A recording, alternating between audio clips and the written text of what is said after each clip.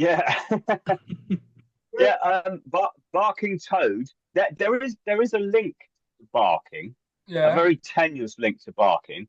Um, how much do you know about Derek and Clive?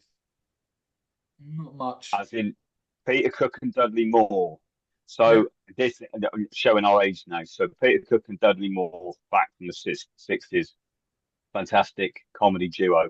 They went on to do something a bit further on called Derek and Clive. And Derek and Clive was a lot more adult, Filthy. shall we say. Yeah, filthy is a good word. Um, you can absolutely guarantee they'd be cancelled within about 10 minutes these days. Um, but they had a sketch on one of their albums that was about this set of underpants that one of their mates had that had a rare breed of toad in them, and it was called the Barking Toad. And misheard by Dudley Moore, he thought it was like the Romford and Barking Toad. And he went, Right. no, no, it's a toad that barks.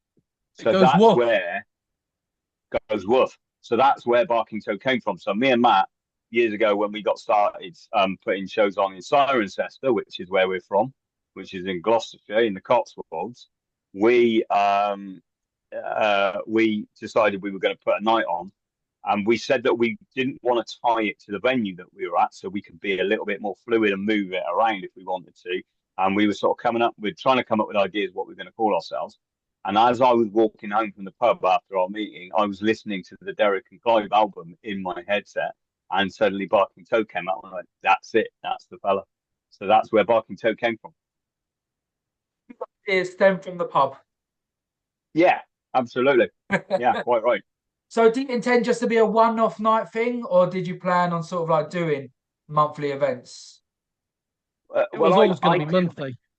Yeah, I did a one-off, which is actually where me and Matt met to start off with our comedy relationship, because I did a one-off night, a charity night at a local pub, and Matt came along was one of the acts. And after doing that, because we didn't know many people in the local area who were acts, there was sort of like me and Matt, and that was about it.